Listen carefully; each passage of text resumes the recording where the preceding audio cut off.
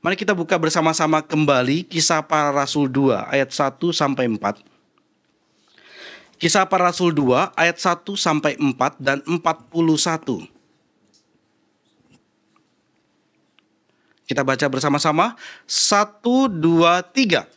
Ketika tiba hari Pentakosta, semua orang percaya berkumpul di satu tempat. Tiba-tiba turunlah dari langit suatu bunyi seperti tiupan angin keras yang memenuhi seluruh rumah di mana mereka duduk. Dan tampaklah kepada mereka lidah-lidah seperti nyala api yang bertebaran dan hinggap pada mereka masing-masing. Maka penuhlah mereka dengan Roh Kudus, lalu mereka mulai berkata-kata dalam bahasa-bahasa lain seperti yang diberikan oleh Roh itu kepada mereka untuk mengatakannya. Ayat yang ke-41. 1, 2, 3.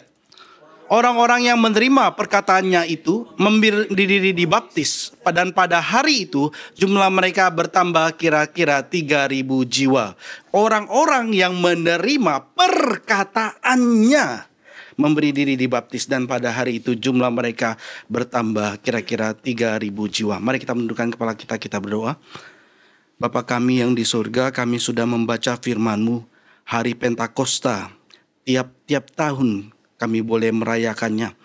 Kami boleh melihat, dan kiranya pengertian kami, pemahaman kami, pandangan kami, dan telinga kami boleh semakin lagi boleh melihat keindahan Kristus, kemuliaan pekerjaan Tuhan yang melampaui akal pikiran kami. Dengan kasih-Mu yang besar, dari sejak dunia diciptakan, dengan hikmat-Mu yang tidak terlampaui oleh pikiran manusia, boleh Tuhan nyatakan kepada kami melalui firman-Mu yang kudus. Dan dengan Roh-Mu yang kudus sebagai parakletos yang lain, boleh menuntun kami hingga saat ini sampai gereja Tuhan. Jadi kehendak Tuhan jadi di bumi ini seperti di surga. Kerajaan Tuhan jadi di bumi seperti di surga. Pakailah gereja Tuhan di berbagai tempat yang pada hari ini sedang mengadakan ibadah mereka. Dan kiranya di dalam hari Pentakosta ini kami boleh bersama-sama semakin kagum kepada Tuhan. Akan Allah Bapa, Allah Anak, dan Allah Roh Kudus. Kami mohon ya Tuhan, bukakanlah mata kami, bukakanlah telinga kami untuk kami boleh mengerti apa itu hari Pentakosta. Dan kiranya kami boleh mengerti perubahan yang boleh Tuhan jadikan melalui pekerjaan Allah Roh Kudus yang melampaui akal pikiran manusia. Dalam nama Tuhan kami Yesus Kristus kami berdoa, dan kami mohon kiranya Tuhan pun boleh memberikan anugerah dan belas kasihan-Mu kepada setiap kami yang hadir di tempat ini. Dalam nama Tuhan Yesus, amin. Saudara, Pentakosta artinya adalah ke-50 secara literal ya. Pentakosta 50, ke-50. 50 hari setelah Paskah. Setelah Paskah, lalu hari yang ke-40 Tuhan Yesus naik ke surga. Tuhan Yesus berkata, kamu jangan pergi dari Yerusalem, nanti Roh Kudus akan turun. Dan kemudian 10 hari kemudian, pas yaitu hari ke-50, Roh Kudus turun. Jadi Pentakosta itu artinya ke-50, 50 setelah Paskah. Kisah Para Rasul 2 ayat 1 tadi dikatakan ya. Ketika tiba hari Pentakosta, mereka berkumpul.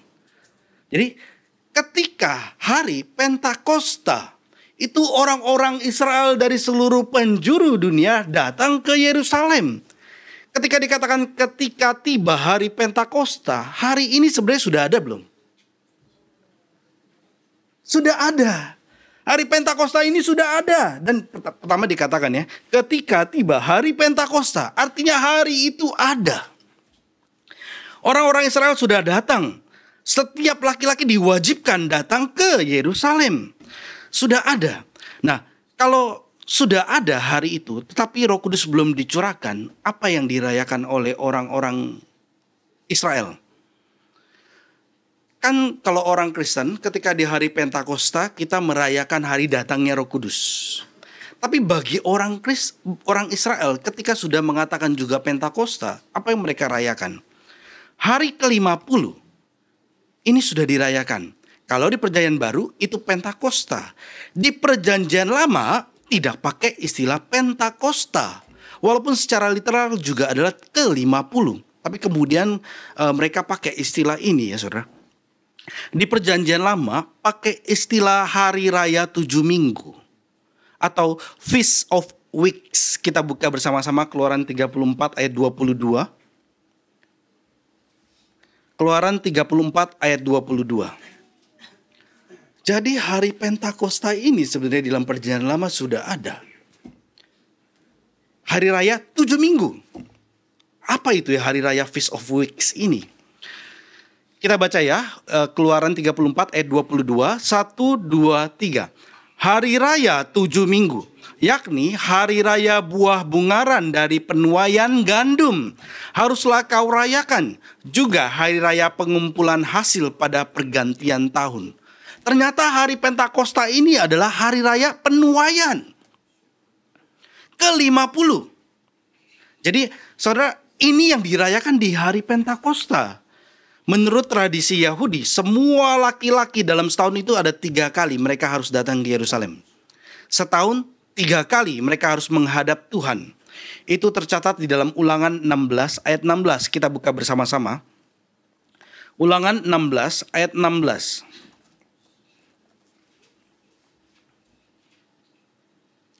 Kira-kira saudara setelah mendengar ini, lihat latar belakang perjanjian lama dan kemudian ada perjanjian baru, saudara melihat kelimpahan daripada perjanjian baru dan kira-kira saudara boleh semakin kagum kepada Tuhan. Sebagaimana di dalam doa, hikmat Tuhan tidak terselami. Tuhan memakai waktu yang begitu panjang melampaui hidup manusia dan akal pikiran manusia. Di dalam sejarah Tuhan bekerja dan memelihara. Kita lihat ya ayat 16. Ulangan 16 ayat 16. 1, 2, 3. 3 kali setahun setiap orang laki-laki di antaramu harus menghadap hadirat Tuhan Allahmu ke tempat yang akan dipilihnya, yakni pada hari raya roti tidak beragi, pada hari raya 7 minggu, dan pada hari raya pondok daun. Janganlah ia menghadap hadirat Tuhan dengan tangan hampa. Jadi mereka bawa persembahan, tempat yang ditujukan di mana? Yerusalem. Sion, tempat di mana nama Tuhan menetap di sana. Tempat di mana ada bait suci di sana. 3 hari dikatakan ya. Hari raya roti tidak beragi, itu hari raya Paskah. Mereka wajib datang. Lalu 50 hari kemudian yaitu hari raya ini, 7 minggu. Lalu hari raya pondok daun. Ini dari setelah orang Israel bebas dari kisah Esther ya. Lalu kemudian mereka merayakan hari raya pondok daun ini. Jadi 3 hari raya ini yang mereka diwajibkan untuk datang. Dan ini dari zaman Musa sudah dikatakan di hari raya ini mereka datang. Nah, saudara, apa yang dirayakan di hari Pentakosta atau hari raya 7 minggu dalam perjanjian lama dulunya? Tadi ya saya sudah katakan ya, mereka merayakan pengumpulan buah sulung dari hasil mereka panen.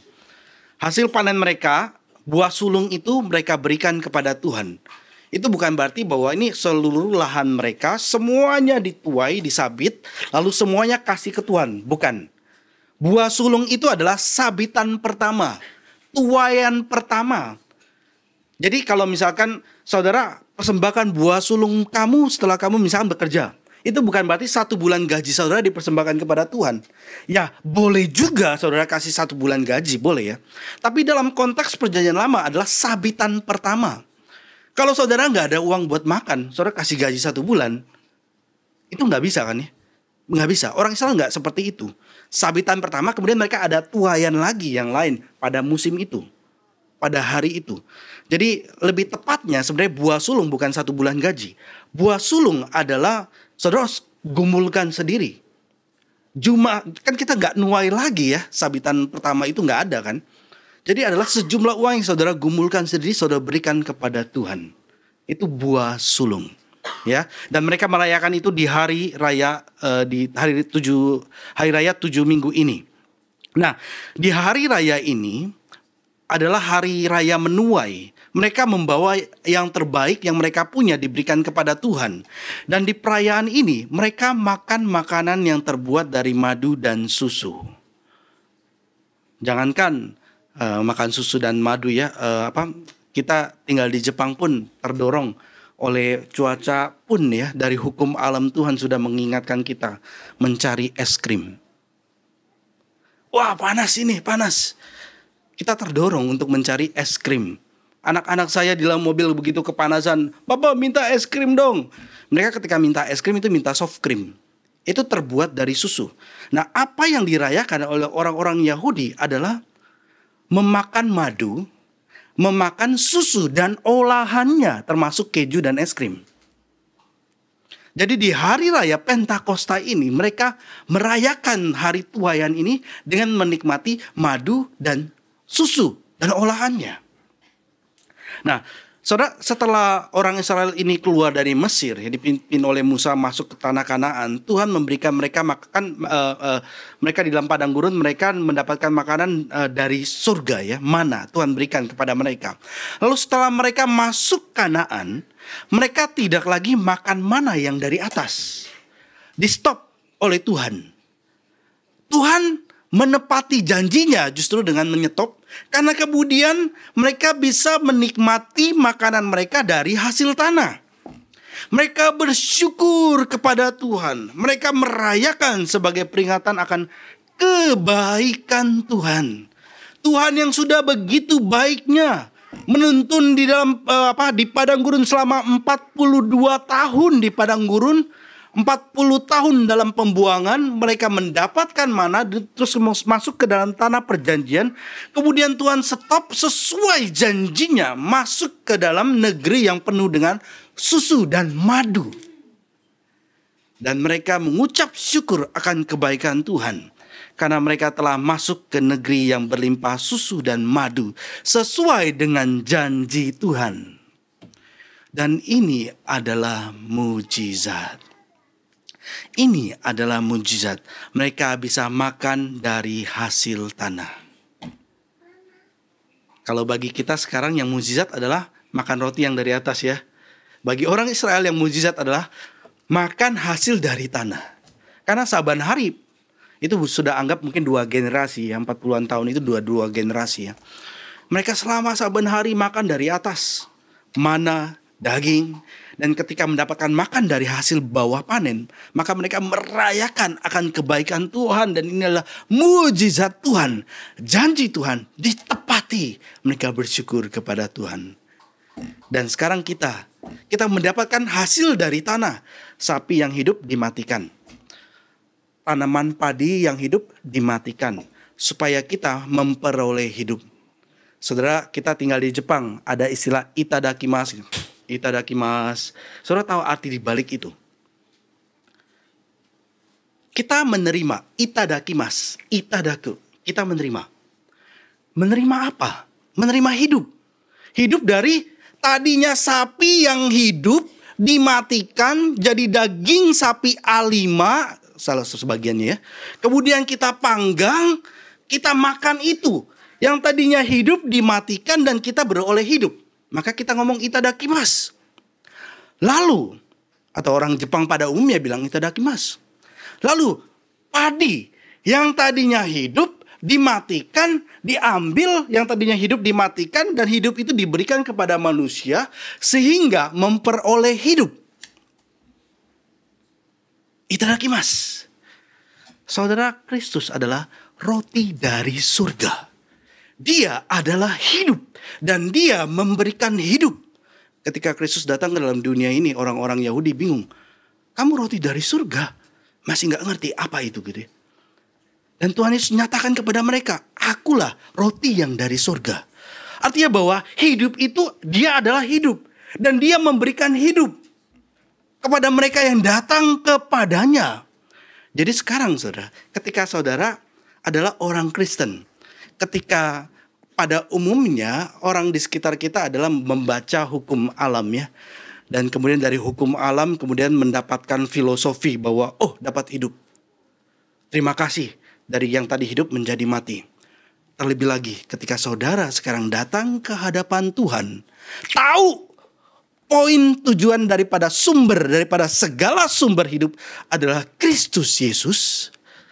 Saudara tahu dan saudara bisa mengenal dia, saudara beroleh hidup yang kekal.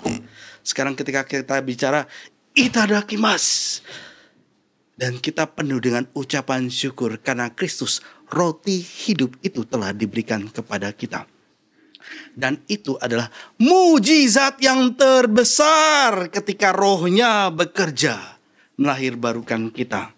Dan ini pekerjaan daripada Allah pribadi kedua, pekerjaan daripada Allah Roh Kudus yang dicurahkan dengan melimpahnya di hari Pentakosta. Saudara, setelah bait suci Yerusalem dihancurkan tahun bait suci Salomo ya, bukan yang di tahun 70. Jadi kan sebelum tahun 70 itu pernah bait suci yang Salomo bangun lalu dihancurkan dan orang Israel dibuang ke Babel. Ketika bait suci yang pertama ini dihancurkan, kemudian hari Pentakosta itu punya makna yang baru yang ditambahkan. Kenapa? Kenapa kok bait suci yang dihancurkan kemudian mempengaruhi makna Pentakosta?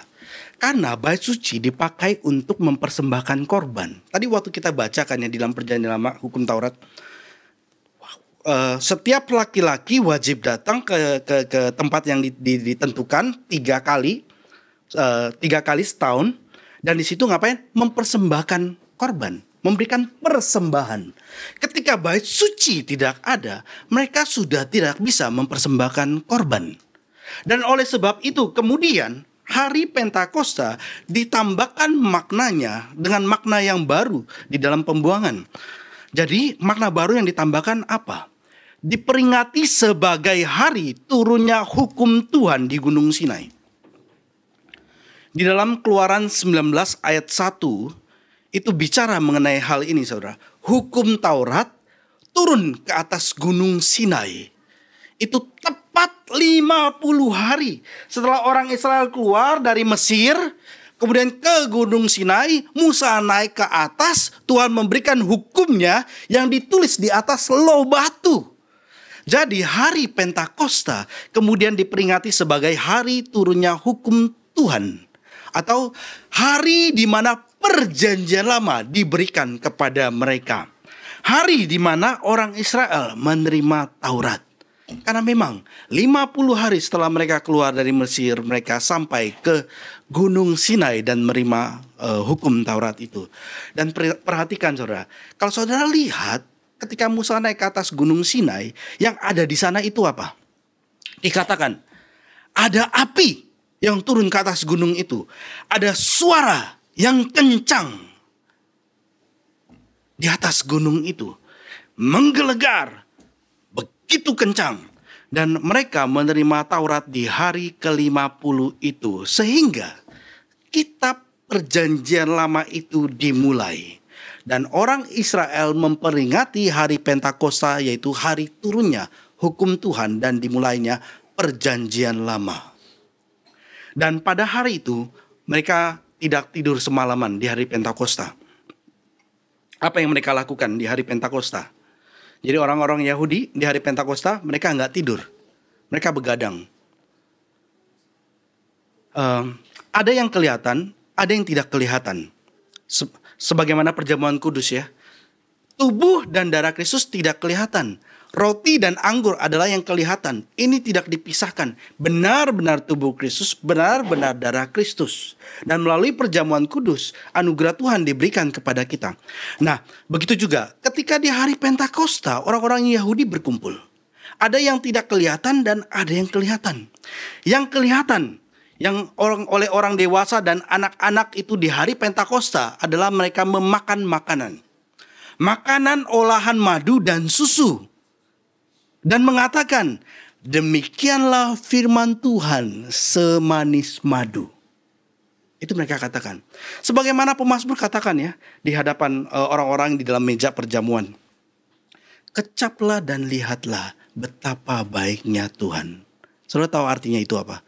Artinya nih, sekarang pemazmur sedang bersama dengan orang-orangnya, duduk di meja makan. Kecaplah, lihatlah betapa baiknya Tuhan. Mengaitkan hal yang kelihatan dengan hal yang tidak kelihatan. Ini bersatu bahwa Tuhan itu baik. Dan begitu juga di hari Pentakosta. Hal yang kelihatan adalah madu dan susu dan olahannya. Dan mengatakan mereka ya, ketika menikmati madu dan susu di hari Pentakosta ini, mereka tidak tidur semalaman dan mengatakan, demikianlah firman Tuhan semanis madu. Firman Tuhan semanis madu. Yang tidak kelihatannya apa? Kalau yang kelihatannya adalah tadi ya, madu, susu mereka makan. Yang tidak kelihatan apa? Demikianlah firman Tuhan semanis madu. Firman Tuhan. Yang tidak kelihatan adalah firman Tuhan. Yang tidak kelihatan adalah Roh Kudus. Ketika saudara baca firman Tuhan, kalau Roh Kudus tidak menolong saudara, saudara baca firman pun tidak mengerti. Kalau saudara mendengarkan khotbah, kalau Roh Kudus tidak membukakan, maka saudara tidak mengerti. Adalah anugerah Tuhan dan belas kasihan Tuhan ketika saudara membaca atau mendengar firman Tuhan, dan kemudian Roh Kudus membukakannya kepada saudara, sehingga saudara mengerti. Yang tidak kelihatan adalah firman Tuhan. Yang tidak kelihatan adalah Roh Kudus. Di mana orang dewasa dan anak-anak di hari Pentakosta itu serius mempelajari firman Tuhan. Dan Wahyu 10 ayat 10 katakan. Kita buka bersama-sama. Wahyu 10 ayat 10.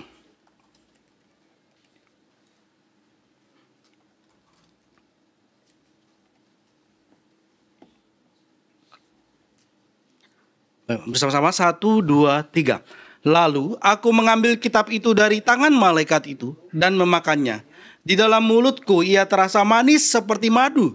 Tetapi sesudah aku memakannya, perutku menjadi pahit rasanya.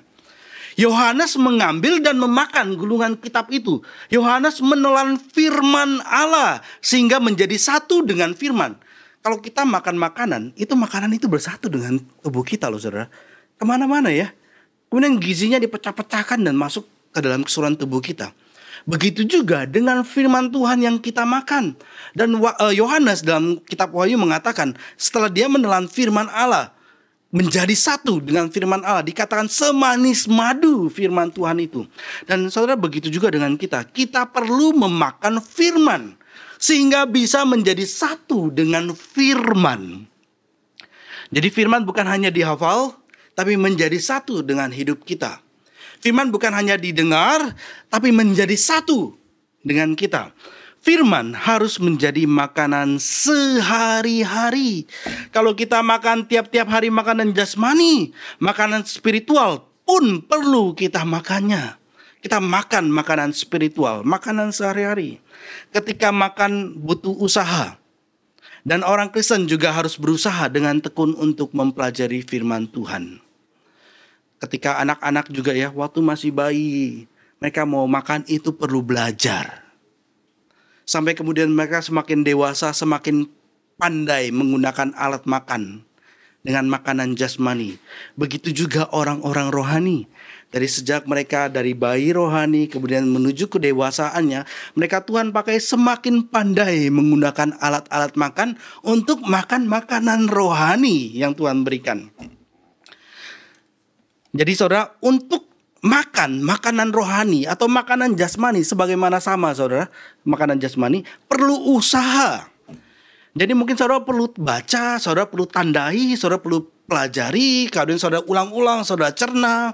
Dan kemudian saudara dipakai oleh Tuhan untuk kemudian memberitakan firman Tuhan.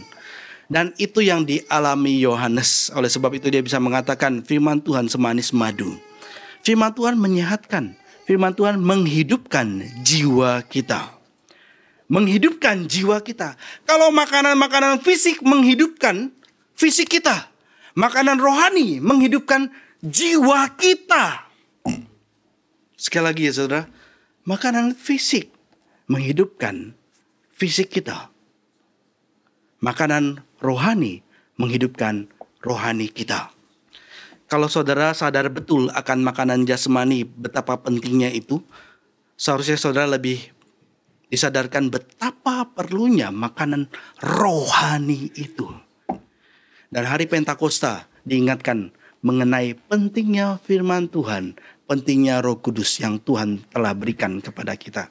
Tidak ada yang lebih manis daripada ketika jiwa kita dihidupkan.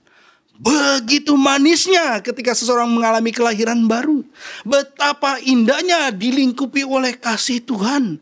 Ada denyutan jantung yang mulai berdetak di dalam kehidupannya saudara. Ketika saudara dilahirkan baru. Betapa indahnya, betapa mulianya. Suatu kehidupan yang Tuhan berikan. Sejak saat itu, manis artinya Tuhan memberikan kuasa. Manis artinya Tuhan memberikan kekuatan. Manis mempresentasikan apa yang positif, menyenangkan hati, dan sukacita karena perintah Tuhan menuntun mereka yang taat kepadanya. Membuat bijaksana orang yang sederhana. Tadi dari BCN ya, atau NRTC tadi ya. Orang yang bodoh sekalipun ya Tuhan boleh latih, Tuhan boleh panggil, Tuhan boleh pakai. Membuat bijaksana orang yang sederhana dan membuat hati bersukacita dan mencerahkan mata. Itulah firman Tuhan. Firman Tuhan lebih berharga daripada emas, lebih manis daripada madu dan tetesan sarang lebah. Pemazmur katakan dalam Mazmur 19. Tetapi pada saat yang sama, di dalam kitab Wahyu, Yohanes katakan, firman Tuhan itu bukan hanya tentang keselamatan yang manis, tetapi ada pahitnya. Ketika dia telan, manis di mulut, tapi kemudian ketika masuk ke dalam perut, pahit rasanya. Ini bicara apa? Bicara penghakiman yang pahit atas dosa.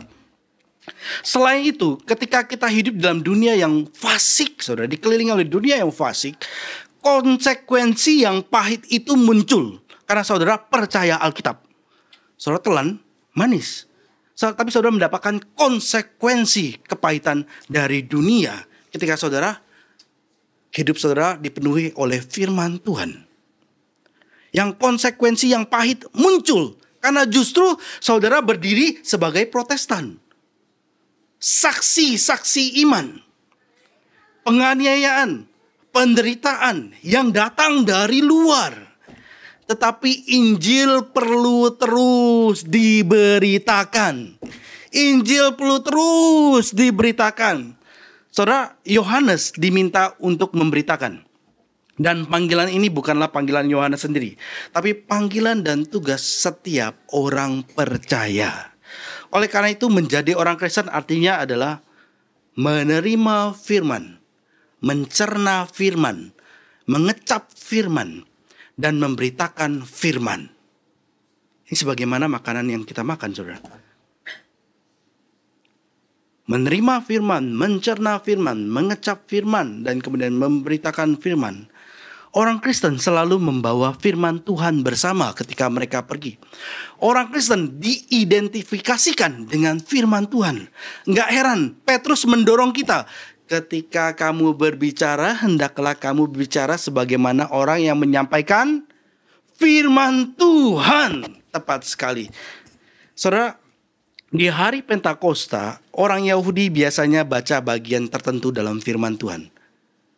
Saudara tahu firman Tuhan apa yang dibaca oleh orang Yahudi?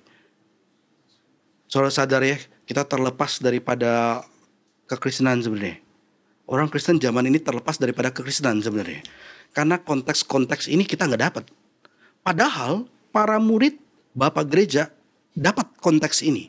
Apa yang dilakukan di hari Pentakosta? Mereka tahu. Sehingga ketika kisah para rasul ini disampaikan kepada mereka, mereka mengerti. Sedangkan kita orang Kristen zaman sekarang gak ngerti sama sekali. Dan oleh sebab itu kita perlu belajar, mengusahakan gap 2000-an tahun ini, saudara. Dan ini bukan hal yang mudah. Apa yang dibacakan oleh orang-orang Yahudi ketika berkumpul di hari Pentakosta? Mereka membaca Mazmur 67. Mereka baca kitab Rut. Jadi semalam-malaman mereka bergadang, mereka baca Mazmur 67. Mereka bergadang membaca kitab Rut. Dan kemudian mereka juga menikmati olahan daripada madu dan susu. Mazmur 67 itu bicara apa? Dan saudara akan kaget ketika tahu isi dari Mazmur 67 ini. Yaitu keselamatan diberikan kepada bangsa-bangsa. Mereka baca itu. Tiap-tiap tahun keselamatan dari Israel diberikan kepada bangsa-bangsa. Mazmur 67 ini dilakukan oleh orang Yahudi. Bahkan dalam ketidakmengertian mereka. Lalu apa isi kitab Rut yang mereka baca? Itu bicara mengenai penebus. Ada seorang yang menjadi suami Rut, namanya Boas, yang adalah moyangnya Daud, yang menjadi bayang-bayang anak Daud, yang kita kasih, yaitu Yesus Kristus yang menjadi penebus, menebus umatnya. Itu yang dibacakan oleh mereka tiap-tiap tahun di dalam pembuangan. Dan setelah mereka kembali ketika mereka rayakan hari raya 7 minggu ini atau hari raya Pentakosta ini, mereka baca ini loh. Berkat penebus datang. Lalu berkat ini akan diberikan kepada bangsa-bangsa. Dan inilah yang menjadi konteks ketika hari Pentakosta di Perjanjian Baru itu diadakan. Setelah saudara sudah tahu mengenai konteks ini, orang Yahudi di abad pertama melakukan hal ini, maka saudara waktu baca Kisah Para Rasul 2 ini, saudara punya kacamata yang berbeda sekarang. Bukan sekedar, ada api, ada suara yang gaduh, dan apa itu, saudara nggak ngerti kaitannya. Enggak, sangat berkaitan dengan Perjanjian Lama. Dan apa yang terjadi bukanlah terlepas dengan Perjanjian Lama. Tersambung, terkoneksi dengan Perjanjian Lama. Ribuan tahun, 15 abad, bahkan 16 abad terpisah tetapi tersambung satu dengan yang lainnya. Kita lihat ayat yang pertama daripada Kisah Para Rasul kedua. Dan ayat yang kedua. Ketika tiba hari Pentakosta, semua orang percaya berkumpul di suatu tempat. Tiba-tiba turunlah dari langit suatu bunyi seperti tiupan angin keras yang memenuhi seluruh rumah di mana mereka duduk.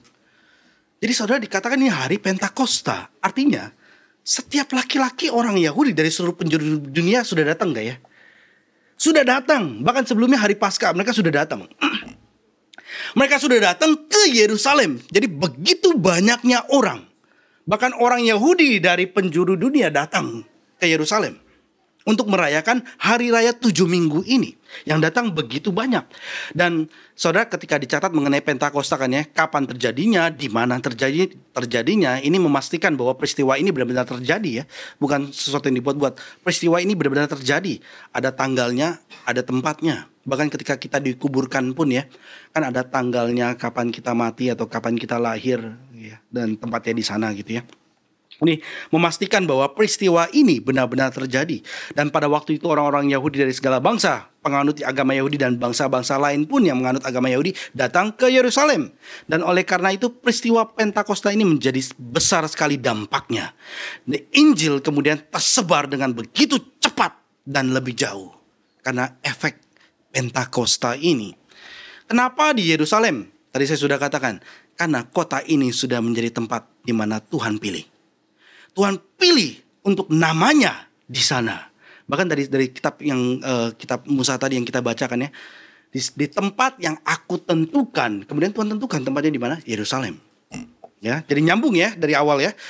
Dan ini juga sudah dinubuatkan bahwa dari Yerusalem di dalam kitab Yesaya ayat pasal 2 ayat 3, firman Tuhan akan keluar ke segala bangsa. Dan datangnya Roh Kudus ini sudah dijanjikan bahkan sejak Perjanjian Lama. Datangnya Roh Kudus sudah dijanjikan sejak Perjanjian Lama. Kita buka dua bagian, ada beberapa bagian sih, ada banyak, tapi kita buka dua tempat aja. Satu di Bilangan 11 ayat 29. Bilangan 11 ayat 29. Saudara, kiranya saudara setelah mendengar firman Tuhan mengenai Pentakosta hari ini, saudara, cinta akan firman Tuhan boleh semakin berlimpah dan bertambah ya. Saudara boleh kagum akan hikmat Tuhan. Jalinan benang-benang merah yang Tuhan susun dari Kejadian sampai kitab Wahyu. Dan kita boleh semakin kagum kepada Tuhan. Kita baca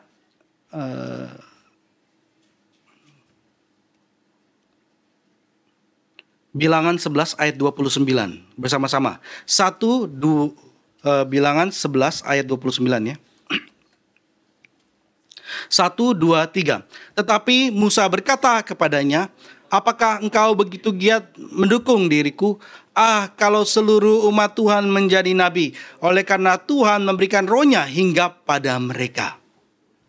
Roh Tuhan bukan hanya pada Musa, tapi kepada banyak orang. Sehingga mereka bernubuat. Mereka menyampaikan firman Tuhan. Ini salah satu daripada nubuatan akan datangnya Roh Kudus. Lalu kemudian Yehezkiel 36 ayat 27. Yehezkiel 36 ayat 27. Kita Kita baca bersama-sama Yesaya 36 ayat 27. 1,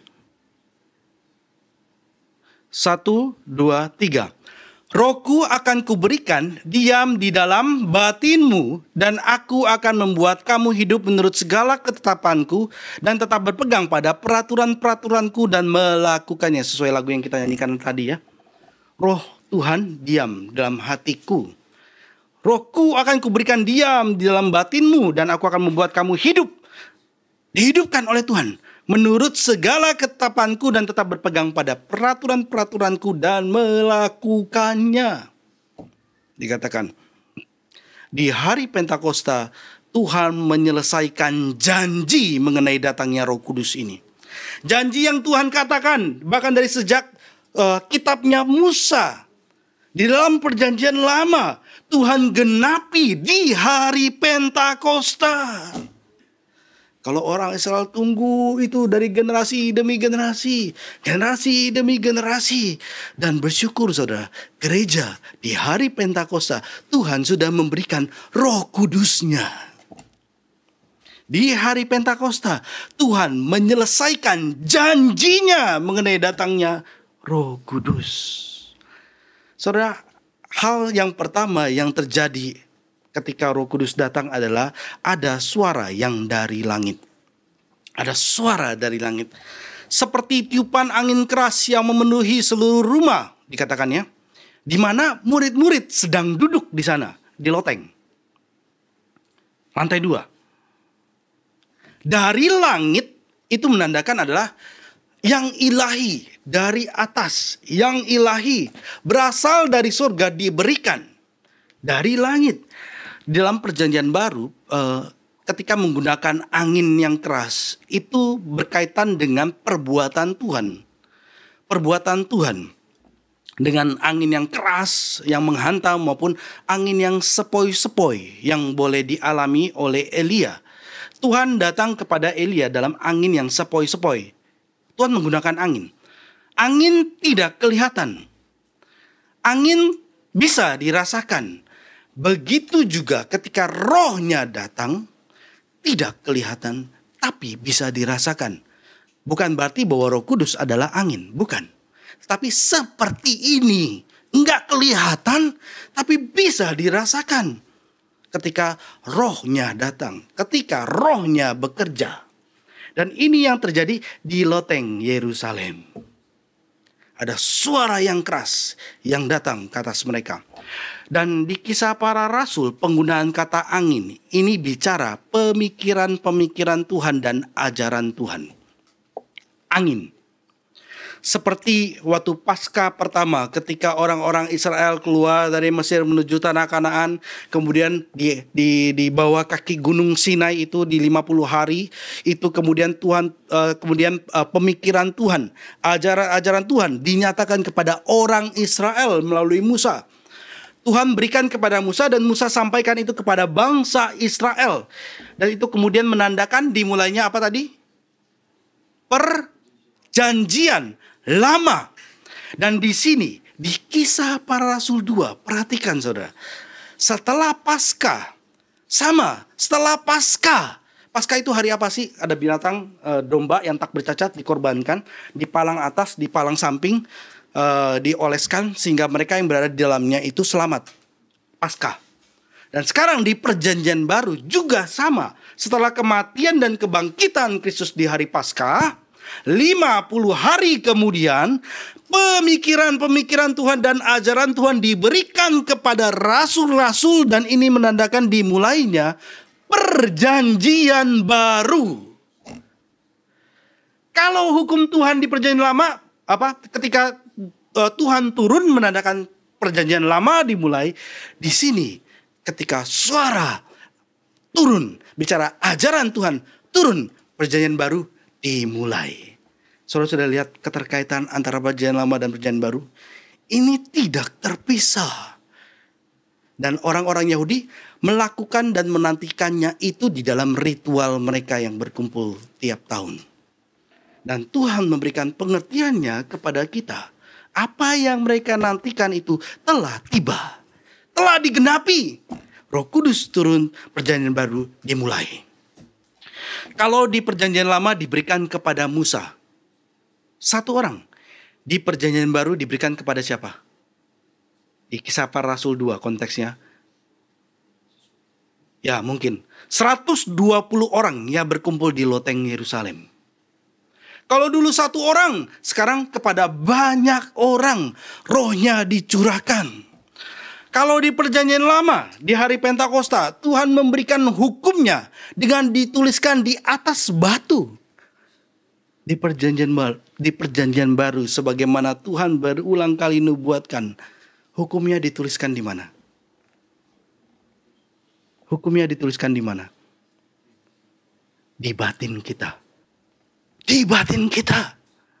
Ini janji Tuhan dalam kitab Yeremia. Kita buka Yeremia 31 ayat 33. Yeremia 31 ayat 33. Sama-sama kita bacakan ya. Yeremia 31 ayat 33. 1, 2, 3. Tetapi beginilah perjanjian yang kuadakan dengan kaum Israel sesudah waktu itu.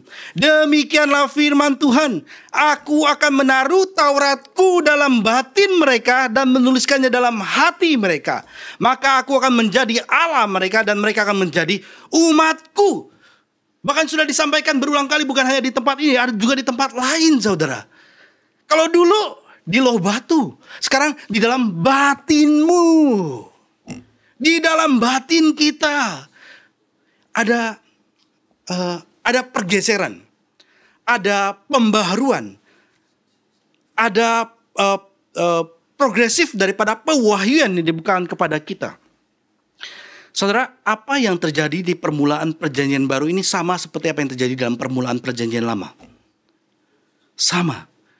Selain juga ada suara dari perkataan Allah, juga ada apa, saudara? Ada suara nih yang datang. Kemudian ada apa? Ada apa di Gunung Sinai yang ada juga di sini, di Kisah Para Rasul 2? Api, tepat sekali. Ada api. Roh yang turun itu hinggap pada setiap mereka. Dan ini seperti apa yang dikatakan dalam perjanjian lama. Roh hinggap pada nabi-nabi di zaman dulu. Tampak ada sesuatu yang seperti nyala api yang menerangi setiap orang dari mereka. Apa artinya ini? Artinya adalah sama seperti nabi-nabi zaman dahulu yang diteguhkan dengan tanda-tanda. Begitu juga di sini. Seluruh Israel perlu tahu bahwa mereka yang berkumpul ini, 120-an orang di atas loteng ini adalah nabi-nabi yang sudah ditentukan oleh Tuhan. Kemudian memulai perjanjian baru. Sama sebagaimana perjanjian lama. Tapi sekarang mereka juga di sini untuk memulai perjanjian baru sebagai nabi. Lidah-lidah seperti nyala api. Api seringkali dipakai untuk menggambarkan kehadiran Allah yang suci. Musa ketemu dengan semak yang bernyala. Ini bicara mengenai kehadiran Allah yang suci. Api juga seringkali dipakai untuk menyatakan perbuatan Allah yang menyucikan. Emas dibakar dengan api supaya emas ini semakin murni. Bumi atau dunia kita dibakar dengan api supaya bumi ini semakin murni. Dosanya itu dihilangkan. Dan itu pekerjaan Allah Roh Kudus yang sedang Tuhan kerjakan. Melalui dimulai pertama kali adalah orang Kristen. Tuhan lahir barukan. Kemudian dimurnikan juga dengan api. Ini adalah bicara perbuatan Tuhan yang menyucikan. Api bicara mengenai kehadiran Tuhan. Api bicara mengenai perbuatan Tuhan. Kalau di dalam perjanjian lama, sekali lagi, di Gunung Sinai, ketika Tuhan datangkan api. Dalam api, ketika hukum Tuhan diberikan, apa yang terjadi? Karena kekudusan Tuhan, 3.000 orang dihukum mati. Dan ini merupakan perwakilan daripada seluruh umat manusia sebenarnya. Ketika Tuhan yang kudus itu datang, maka 3.000 orang mati. Karena mereka telah menyembah Allah-Allah lain. Bahkan Tuhan sudah dengan jelasnya mengeluarkan mereka dari Mesir menuju padang gurun untuk menuju tanah Kanaan. 3.000 orang mati.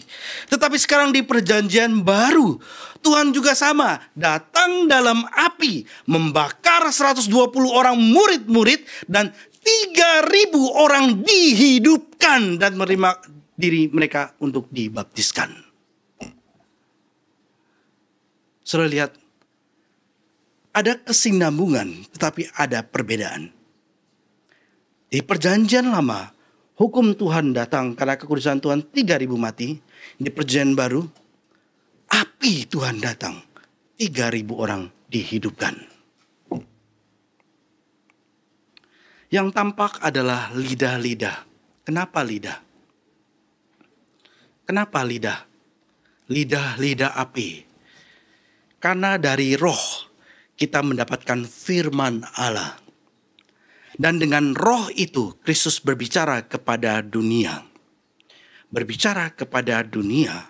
Dan Kristus memberikan roh kepada murid-murid bukan hanya untuk memperlengkapi mereka dengan pengetahuan saja, tapi juga untuk memperlengkapi mereka dengan kuasa untuk memberitakan dan menyatakan kepada dunia apa yang mereka ketahui dan mereka alami. Kan mereka menerima perkataan Petrus. Mereka sadar mereka orang berdosa. Mereka melihat siapa Kristus yang disalibkan 50 hari yang lalu. Dan kemudian mereka menerima perkataan itu dan memberikan diri mereka dibaptis. Mereka menerima kuasa. Para murid menerima kuasa untuk memberitakan, menyampaikan apa yang mereka alami. Apa yang mereka ketahui. Mereka terlebih lagi murid-murid diajarkan oleh Tuhan Yesus sendiri ya. 3,5 tahun saban hari ajarkin kepada mereka. Bahkan sampai sebelum penyaliban pun mereka nggak mengerti. Tapi Tuhan Yesus sudah katakan kepada mereka, nanti ketika Parakletos yang lain, Parakletos yang pertama adalah Kristus, Parakletos yang lain adalah Roh Kudus. Ketika dia datang, maka kamu akan mengerti. Dia akan mengingatkan apa yang telah aku sampaikan kepadamu. Dan para murid mengerti, mengetahui, mengalami, dan sekarang memberitakan kepada seluruh dunia. Memberitakan kepada seluruh dunia. Itu bicara lidah-lidah. Lidah-lidah ini terbelah, terbagi kan ya. Terbelah, terbagi-bagi. Ini menandakan bahwa Allah dengan cara ini akan membagi-bagikan kepada semua bangsa pengetahuan tentang anugerahnya. Lidah-lidah ini terbagi, tapi mereka tetap berkumpul dengan sehati. Bahkan karunia roh berbeda-beda, tetapi mereka satu di dalam melayani Tuhan. Dengan fungsi sebagai imamnya, dengan fungsi sebagai nabinya, dengan fungsi sebagai rajanya yang Tuhan berikan dalam gereja. Walaupun Paulus mengatakan, kejarlah yang terutama untuk karunia apa? Nubuat sebagai nabi.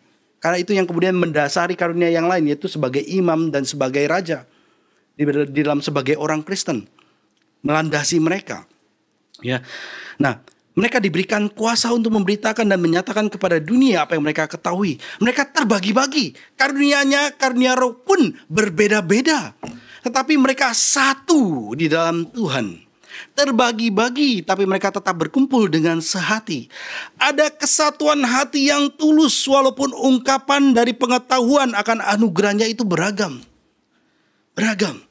Dan ini kontras dengan apa yang terjadi saat manusia mendirikan menara Babel. Perhatikan saudara, ketika zaman kita digerakkan seperti membangun menara Babel, dengan teknologinya, dengan ilmu pengetahuannya. Sebenarnya teknologi dan ilmu pengetahuan salah gak sih? Enggak salah. Yang salah apa? Kecondongan hati manusia yang berdosa. Bukan mencerminkan, memantulkan kemuliaan Tuhan. Tapi memantulkan dirinya sendiri yang berdosa. Ini yang menjadi masalah.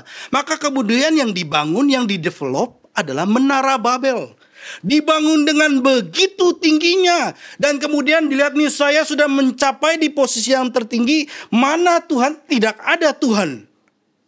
Dunia kita berkata dengan hal yang sama seperti itu sekarang. Tapi firman Tuhan katakan, harus lihat Tuhan pun untuk melihat kemajuan manusia harus lihat ke bawah. Nggak cukup bahkan kemajuan pengetahuan ataupun budaya ataupun teknologi manusia. Dulunya satu bahasa, tapi kemudian bahasa dikacaukan oleh Tuhan dan akhirnya manusia berpencar, yang juga merupakan pengusiran Tuhan. Mereka setelah dipencarkan, apa artinya? Bahasanya berbeda-beda kan ya? Bahasanya berbeda. Mereka kehilangan pengetahuan akan Tuhan, akan agama, dan jatuh ke dalam penyembahan-penyembahan berhala. Di zaman kita juga sama, saudara. Ketika manusia yang senternya adalah self, senternya bukanlah Tuhan yang kekal, maka mereka akan jatuh kepada penyembahan-penyembahan berhala. Yang terjadi bukanlah menjadi satu untuk kemuliaan Tuhan, yang terjadi adalah terpecah-pecah dalam penyembahan berhala. Tapi sekarang perhatikan, setelah lebih dari 2000 tahun, Tuhan dengan membagi-bagikan lidah juga, tapi sekarang bahasa yang berbeda-berbeda itu dipersatukan, dan pengetahuan akan Tuhan dipulihkan dan dibukakan kepada segala bangsa. Disatukan di dalam Kristus, dalam penyembahan yang benar dan sejati di dalam Kristus. Ini anugerah yang begitu besar yang Tuhan berikan di hari Pentakosta. Kalau dulu orang membangun menara Babel, tidak. Sekarang bekerja dalam kerajaan Tuhan, memuliakan nama Tuhan, bukan membangun nama kita, enggak. Membangun nama Tuhan, dan Tuhan yang memberikan nama kita. Ini terbalik, ini beda, saudara. Kemudian ayat yang keempat dikatakan dari Kisah Para Rasul 2, maka penuhlah mereka dengan Roh Kudus, lalu mereka mulai berkata-kata dalam bahasa lain, seperti yang diberikan oleh Roh itu kepada mereka untuk mengatakannya. Bahasa lain ini bukanlah bahasa surga yang tidak dimengerti oleh manusia. Ya, ini adalah bahasa lain. Ini adalah bahasa manusia yang dari berbagai bangsa kemudian menjadi mengerti. Petrus berkhotbah pakai berapa bahasa? Satu bahasa. Yang dengar dari berapa bahasa? Banyak. Kita buka ya. Kisah Para Rasul 2 ayat 5 terlebih dahulu ya, tadi ya. Kisah Para Rasul 2 ayat 5, kita sudah baca juga ini. Saya bacakan dulu ayat yang kelima. Waktu itu di Yerusalem diam orang-orang Yahudi yang saleh dari segala bangsa di bawah kolong langit. Oke lah, kalau orang Yahudi mungkin mengerti bahasa Yahudi. Kemudian ayat 9 sampai 11. Kisah Para Rasul 2 ayat 9 dan 11 ini yang kita baca juga ya. Kita orang Partia, orang siapa lagi? Media, Elam, penduduk Mesopotamia, Yudea dan Kapadokia, Pontus dari Asia, Frigia, Pamfilia, Mesir, dan daerah-daerah Libya yang berdekatan dengan Kirene, pendatang-pendatang dari Roma, baik orang Yahudi maupun menganut agama Yahudi, artinya orang asing, orang Kreta, dan orang Arab. Karena Tuhan mengadakan mujizatnya, memberikan mujizat yang pertama di hari Pentakosta, mereka yang tidak mengerti justru menjadi mengerti. Jangan sebaliknya, saudara. Ketika menggunakan bahasa lidah terus jadi nggak mengerti, justru menjadi mengerti. Dampak dari Pentakosta adalah murid-murid menjadi penuh dengan Roh Kudus, lebih berlimpah dan berkuasa dari sebelum-sebelumnya. Bukan seperti di perjanjian lama, hanya ada satu orang Tuhan pakai Musa. Tapi sekarang di perjanjian baru Tuhan pakai banyak orang. Para rasul, para murid. Bukan hanya para rasul, para murid juga. Yang jumlahnya 120-an orang itu yang berkumpul di atas loteng. Yang sama-sama berkumpul, sama-sama dipenuhi oleh Roh Kudus. Mereka dipenuhi dengan karunia-karunia roh. Mereka dikaruniai kuasa-kuasa mujizat untuk mengabarkan Injil dengan lebih lagi. Kalau kita lihat dengan begitu kontrasnya, apa yang dialami oleh para murid sebelum dan setelah. Murid-murid dulunya bertengkar siapa yang lebih besar waktu masuk ke dalam Yerusalem ya. Ini 1 minggu loh Tuhan Yesus mau disalibkan. Sepanjang tahun sudah bersama dengan Yesus. Tidur bareng sama dia, makan bareng sama dia, lihat dia, menyentuh dia. Diajarkan saban hari. Bahkan 1 minggu sebelum penyaliban Kristus mereka bertengkar siapa yang lebih besar dari antara mereka. Tapi sekarang mereka bersatu berdoa di loteng Yerusalem. Mereka yang dulunya penakut, mereka menyangkal Kristus. Bahkan di hadapan oleh hamba perempuan ketika berdiam di depan api unggun. Menyangkal Kristus. Tapi sekarang mereka menjadi pemberani memberitakan siapakah Yesus dengan terang-terangan. Di depan hadapan orang yang begitu banyaknya berkumpul. Dulunya mata mereka terselubung. Sekarang mereka terbuka melihat siapakah Yesus. Dulu mereka berat mulut seperti Musa. Berat mulut. Sekarang mereka bersaksi. Karena kenapa? Karena mereka mengalami. Mereka mendapati pengajaran. Mereka mengalami. Mereka diajarkan oleh Tuhan. Roh Kudus membuat mereka mengerti dan mengalami. Melihat apa yang Yesus katakan itu benar. Sehingga gak heran kemudian mereka yang tadinya tutup mulut, sekarang mereka dengan berani bersaksi. Dulu karena keegoisan mereka terpecah-pecah. Tapi sekarang walaupun karunia mereka berbeda-beda, tapi mereka satu di dalam Yesus. Saudara, di dalam gereja Tuhan memberikan karunia-karunia roh. Ada orang yang Tuhan berikan karunia kenabiannya lebih besar daripada yang lain. Ada Tuhan kasih karunia keimaman lebih besar daripada yang lain. Karunia kenabian itu seperti apa? Itu mereka yang bisa mengajar, mereka menyampaikan firman Tuhan. Itu karunia kenabian. Karunia keimaman itu seperti apa? Itu adalah mereka yang melayani. Jadi mungkin mereka tidak bisa mengangkat kembali ayatnya di mana, pasalnya di mana. Tetapi mereka tahu karena mereka sudah dibentuk dengan bisa juga karena khotbah hal-hal yang praktikal sudah disampaikan kepada mereka, atau mereka menghidupi suatu ritual atau kebudayaan daripada kekristenan sehingga mereka melakukan sesuatu pelayanan di dalam rumah Tuhan, dan ini adalah pelayanan keimaman. Dan ada orang Tuhan kasih pelayanan dengan karunia kenabian, ada Tuhan kasih dengan pelayanan dengan karunia keimaman. Ini yang memberikan kepada setiap mereka, baik mereka yang melayani di mimbar, mereka yang melayani sebagai guru sekolah minggu, mereka yang mengajarkan firman-Nya, atau mereka yang melayani di meja di belakang atau penerima tamu, adalah roh yang sama yang memberikan karunia. Sama-sama dihormati, tidak ada yang lebih besar ataupun lebih kecil. Walaupun Paulus katakan orang yang nubuat itu perlu dikejar, karena ini adalah dasar daripada pelayanan yang lainnya lagi, saudara. Walaupun Paulus juga katakan mereka yang memiliki karunia nubuat ini perlu dihormati 2 kali lipat.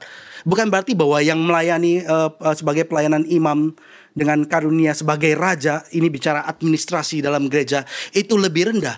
Tidak, sama-sama diberikan oleh Roh Kudus dan kita melayani Raja kita yang di surga, sampai kehendak Tuhan jadi sepenuhnya di bumi ini seperti di surga. Dulu yang kita mungkin takut-takut, kita sembunyi-sembunyi, kira Tuhan boleh terus bentuk. Mungkin gak langsung orang menjadi langsung berani ya. Tuhan pakai, Tuhan latih.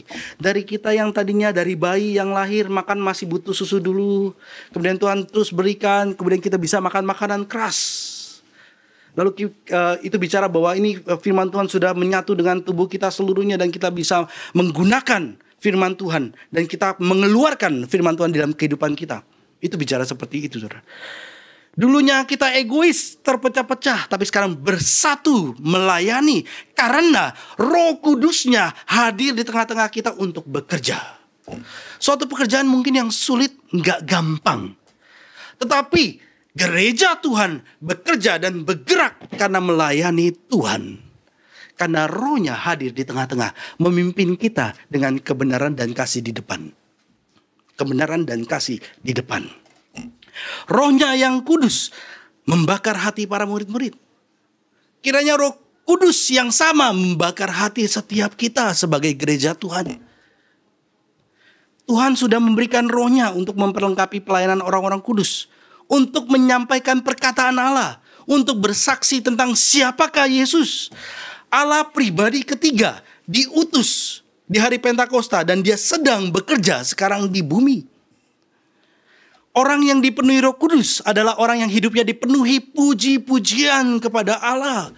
Sadar segala sesuatu adalah daripada Tuhan. Apa yang saya miliki sekarang pun adalah daripada Tuhan. Maka kemudian yang keluar dari mulutnya adalah puji-pujian. Coba kalau saudara ya, saudara kerja, saudara dapat uang, saudara pikir itu adalah hasil karya saudara. Saudara mungkin gak keluar puji-pujian dari mulut saudara? Tidak, ini saya layak menerimanya. Maka puji-pujian gak akan keluar dari mulut saudara. Tapi ketika saudara sadar, tenaga saudara yang saudara dapatkan waktu bangun pagi, nafas yang saudara hirup tiap pagi itu pun daripada Tuhan, maka saudara akan sadar bahwa ini daripada Tuhan, bukan milik saya, dan dikembalikan kepada Tuhan. Terima kasih Tuhan atas anugerah Tuhan. Maka begitu juga dengan hidup. Itadakimas. Tuhan yang memberikan, Rohnya yang menghidupkan. Itadakimas. Hidupnya akan penuh dengan puji-pujian. Kalau tidak bagaimana? Penuh dengan penggerutuan. Dan ini butuh hati yang rendah. Hati yang lembut. Dituliskan di dalam mana? Batin kita. Bukan di dalam yang keras seperti batu. Dituliskan hukumnya di dalam hati batin kita. Itu pekerjaan Allah Roh Kudus. Orang yang dipenuhi Roh Kudus adalah orang yang hidupnya dipenuhi puji-pujian kepada Tuhan. Dimulai dengan kerendahan hati. Setelah kerendahan hati, maka kemudian mereka menerima sukacita daripada Tuhan. Orang-orang yang dipenuhi Roh Kudus adalah orang-orang yang memperkatakan firman Tuhan. Orang yang dipenuhi Roh Kudus adalah orang yang dimampukan Tuhan untuk bersaksi mengenai siapakah Yesus. Dan di hari Pentakosta, Allah pribadi ketiga telah diutus dan dia sedang bekerja di bumi ini sampai ketika Kristus datang kedua kali kembali. Dan janji Tuhan kepada orang-orang Israel telah diperluas sampai kepada bangsa-bangsa yang lain. Orang Jepang, orang Indonesia pun sekarang bisa mendapatkan berkat ini. Walaupun harus dijelaskan konteksnya apa. Kan orang ketika mendengar ini konteksnya sudah terpisah 2000 tahun yang lalu. Tempatnya ini di mana? Di Yerusalem. Budayanya beda. Sehingga untuk mempelajari firman Tuhan, kenapa perlu penjelasan yang begitu panjang lebarnya? Ada konteksnya yang besar. Maka oleh sebab itu, sebagaimana kita mengusahakan makanan-makanan jasmani, begitu juga kita perlu mengusahakan makanan-makanan rohani. Sehingga kita kemudian bisa mengenal siapa Dia. Janji Tuhan kepada orang-orang Israel telah diperluas sampai kepada orang-orang asing. Kepada orang-orang berdosa seperti kita. Kita yang dulunya membenci Tuhan, sekarang kita bisa menaati hukum Tuhan. Bukan dengan paksaan, tapi dengan sukarela. Dan kita akan gemar, bersukacita melayani Tuhan kita. Puji Tuhan. Mari kita menundukkan kepala kita berdoa. Minta Pak Marob boleh pimpin kita di dalam doa.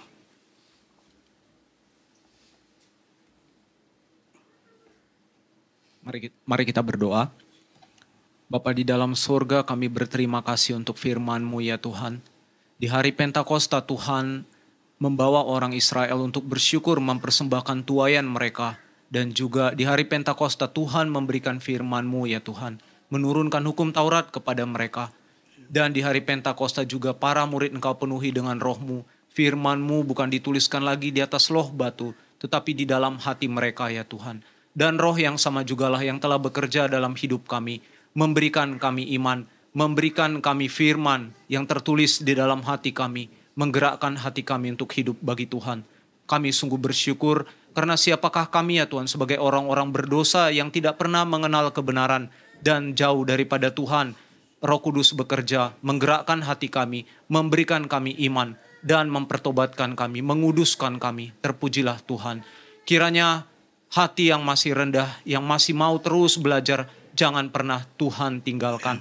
Kiranya Roh Kudus membakar hati yang dingin, memberikan kehangatan, memanaskan dan membakar hati kami untuk bergairah bagi Tuhan. Kiranya hati yang keras Tuhan lembutkan supaya sungguh-sungguh mau taat kepada pimpinan Tuhan dan ditundukkan oleh firman Tuhan, mengaku bahwa Kristus adalah Raja dan Kristus ditinggikan di atas kehidupan kami. Kiranya ya Tuhan, dalam hati pikiran kami pun Roh Kudus terus memimpin kami, memberikan kami gairah dan keberanian, memberikan kami kekuatan untuk bekerja bagi Tuhan, bersaksi bagi Tuhan, lewat panggilan kami sehari-hari ya Tuhan. Biarlah kami pun boleh berani menyatakan iman kami sebagai orang-orang Protestan, menyaksikan Tuhan dalam hidup kami, karena Roh Kudus yang menggerakkan kami. Kami mohon Tuhan, penuhilah kami dengan Roh-Mu, kasihanilah kami. Dalam nama Tuhan kami Yesus Kristus kami berdoa. Amin.